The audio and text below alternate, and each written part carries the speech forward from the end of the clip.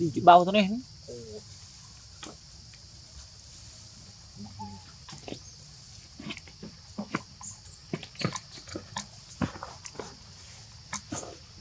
mình sẽ là phát sản wow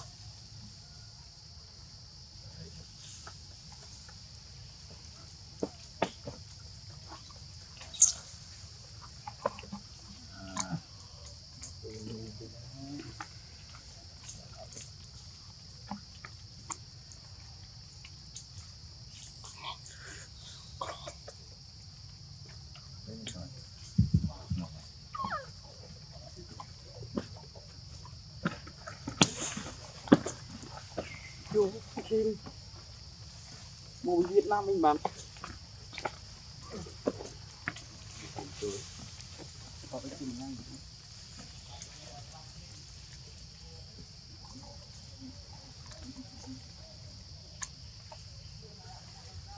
tiệm à thằng cô ra người ta yêu nữa mang ngay chọc rồi ngồi chạy làm đồng nó giúp mình cái mình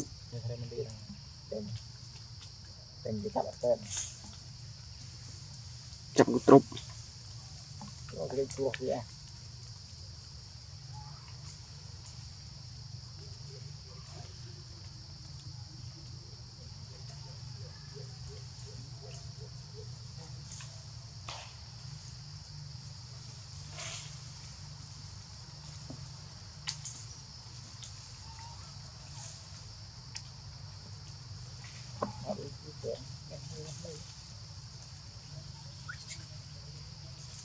như thế đạo đấy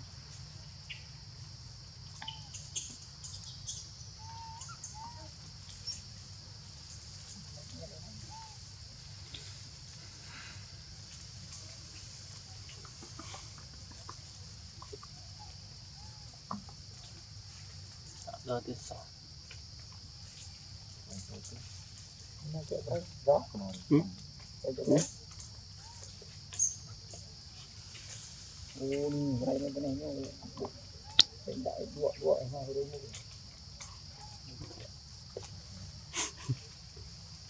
quần chỗ bỏ sông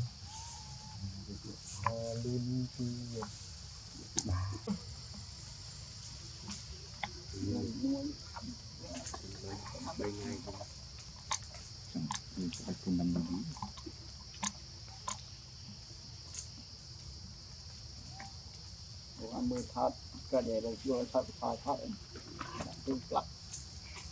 chụp ram rồi thật rồi thật là một đạch rồi làm thuồng nhà phiên có bên tiền à này tôi tiệc mà tôi đủ họ chim tuột có phiêng vì cô này nâu lấy tu nó phiêng luôn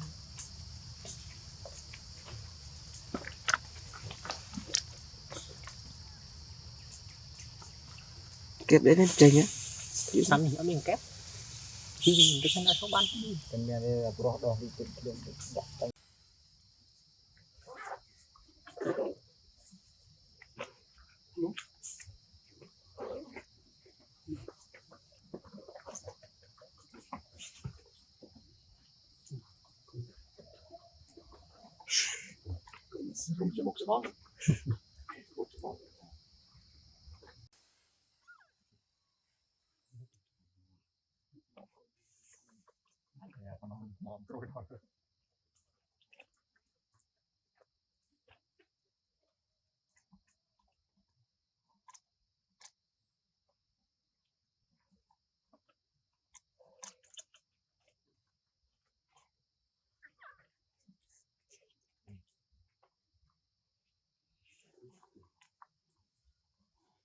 con có định là được sống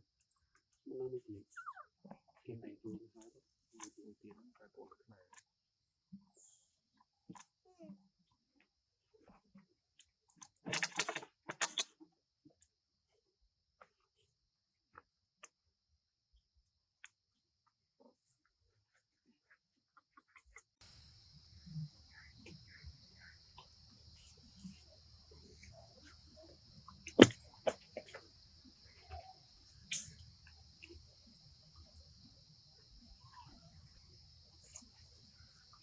Chen.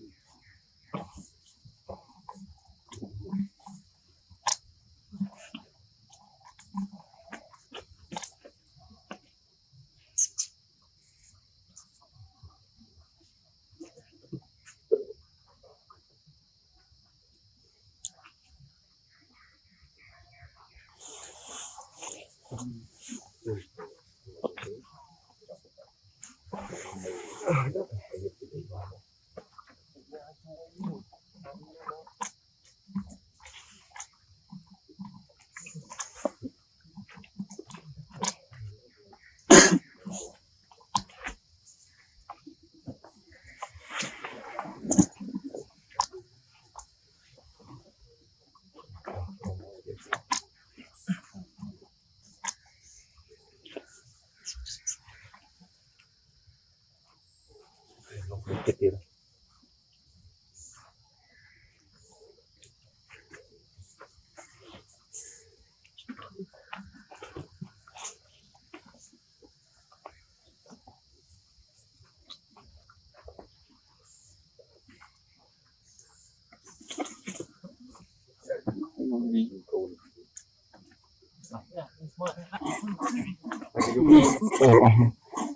Keng keng.